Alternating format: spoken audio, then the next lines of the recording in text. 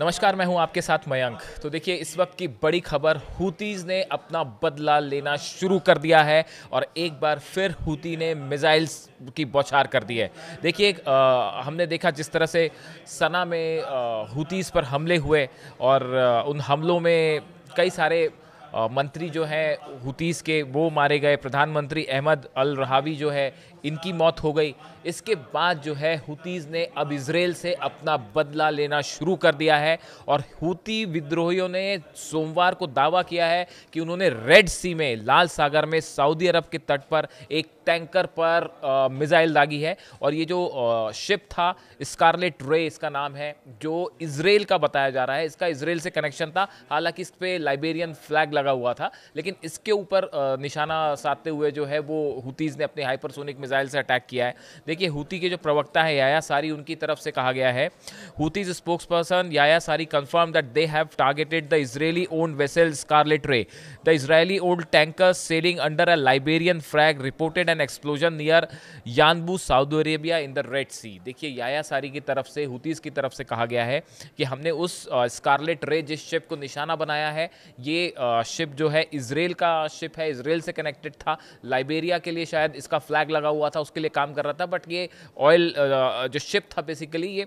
Israel का था। हमने देखा था कि यमन में जिस तरह से गुरुवार को अभी हमले हुए इजराइल की तरफ से और उसमें कई सारे मंत्री जो है हूती गवर्नमेंट के वो मारे गए। उसके बाद जो है हूतीज़ की तरफ से कहा गया था कि हम शहीदों के परिवारों से वादा करते हैं कि यह जख्म हमारी जीत बनेगा, अब बदला लिया जाएगा। ये जो है हूतीज़ की तरफ से अनाउंसमेंट हो चुका था कि अब बदला लिया जाएगा और अब वो बदला लेना शुरू हो गया है। और देखिए, पहला जो मिसाइल अटैक है वो रेड सी में हुआ है और अब ये बताया जा रहा है कि लाल सागर में जितने जहाज हैं जो खास तौर पर इजराइल से जुड़े हुए हैं, वो सब के सब अब हूतीज़ के निशाने पर हैं। और एक बार फिर, जैसा हमने कुछ समय पहले देखा कि हूतीज़ ने जो है रेड सी में एक के बाद एक जितने कमर्शियल शिप्स थे जो अमेरिका से रिलेटेड थे या इजराइल से, उन सबको निशाना बनाना शुरू कर दिया था। एक बार फिर शायद वही होने जा रहा है, जिसके चलते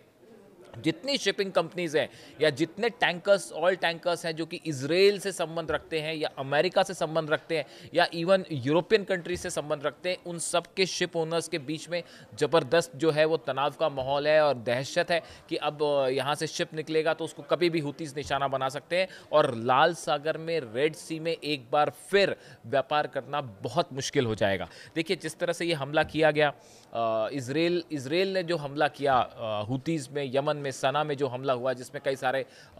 नेता हूतीज़ के मारे गए। देखिए, इसके पहले जो खबर आई थी वो खबर ये थी कि दो खबरें आई थी, बड़े 2 दिन के गैप के अंदर ही आई थी कि हूतीज़ की तरफ से हाइपरसोनिक मिसाइल दागी गई और एक बार तो जो है उसमें क्लस्टर बॉम्ब्स भी लगे हुए थे जो कि तेल अवीव के ऊपर ब्लास्ट कर गई और बेन गुरियन एयरपोर्ट जो है उसके निशाने पर था और तेल अवीव के ऊपर जो है वो मिसाइल ब्लास्ट की और उसमें क्लस्टर बॉम्ब्स थे जिससे कई शार्पनेल्स अलग अलग इलाके में गिरे इजराइल के। उसके बाद इजराइल का हमला, देखिए, जब भी हूतीज़ की तरफ से कोई हाइपरसोनिक मिसाइल फायर होती है तो इस तरह के सवाल उठते हैं कि वो मिसाइल गिरी या नहीं गिरी, इजराइल को नुकसान हुआ या नहीं हुआ। अगर आप देखिए कि पलटवार करने की कोशिश करी इजराइल ने या अपने फाइटर जेट से अटैक किया तो ये बात इस बात की पुष्टि हो जाती है कि हाँ, हूतीज़ की तरफ से अटैक हुआ था। यानी जो पिछले दोनों अटैक का दावा किया, कई सारे जो विदेश नीति की जानकार हैं वो ये बताते हैं कि इजराइल ने हमला किया, इससे ये बात कन्फर्म है कि हूतीज़ की तरफ से हाइपरसोनिक मिसाइल जो है वो इजराइल पर दागी गई थी और उससे इजराइल को नुकसान भी हुआ होगा। अब उसके बाद देखिए, अब जिस तरह से हूतीज़ ने एक बार फिर रेड सी में मोर्चा खोल दिया है, अब इसके बाद ये बताया जा रहा है कि अगले 1 से 2 दिन के अंदर, देखिए, हूतीज़ के पास जो नई मिसाइल्स का ज़खीरा है जैसा कि बताया जा रहा है, जिसका अभी हाल ही में एक इस्तेमाल भी हुआ, अगले 2 या 3 दिन के अंदर जो है वो इजराइल पर बड़ा हमला हो सकता है हूतीज़ के द्वारा। और इसको लेकर जो है इजराइल की जो फोर्सेस हैं वो अलर्ट पे आ गई हैं और आयरन डोम सिस्टम हो, थाड हो, सबको एक्टिवेट कर दिया गया और ख़ास तौर से यमन से आने वाला जो रूट है उसको ख़ास तौर पे मॉनिटर किया जा रहा है कि यहाँ से कभी भी मिसाइल दागी जा सकती है। बल्कि आज की रात को ऐसा बताया जा रहा है कि आज रात को ही हूतीज़ की तरफ से एक बड़ा अटैक हो सकता है। इसके अलावा आप देखें हिजबुल्लाह के कई ठिकानों पर भी इसराइल ने हमला किया है, जहां पे सोमवार की रात को ये हमले हुए और इतवार की रात को ये हमले किए गए, यानी सोमवार की सुबह आप बता सकते हैं। और इन हमलों में जो है कई ठिकानों पर आग लगने की खबर है। तो देखिए, एक बात, हुतीस की तरफ से भी फ्रंट खुल चुका है और अब हिजबुल्लाह की तरफ से भी फ्रंट खुलने की संभावना जताई जा रही है। तो हुतीस और हिजबुल्लाह एक बार फिर इसराइल पर बड़ा हमला कर सकते हैं। और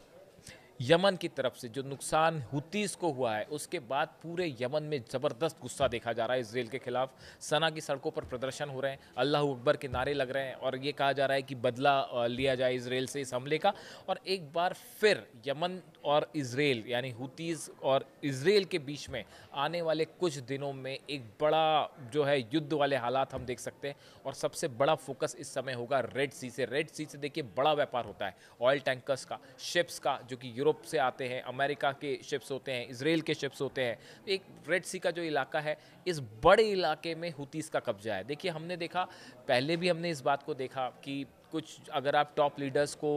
एलिमिनेट करते हैं, उनके ऊपर हमला करते हैं, उसके बाद भी जो मिलिट्री पावर होता है वो एज इट इज़ होता है। हमने देखिए ईरान के मामले में भी देखा कि ईरान के कई कमांडर्स की शहादत हुई थी, लेकिन उसके बाद भी ईरान का जो मिलिट्री पावर था वो इंटैक्ट रहा और मिसाइल पावर था वो इंटैक्ट था और ईरान ने हमले भी किए। ऐसा ही कुछ हुतीस के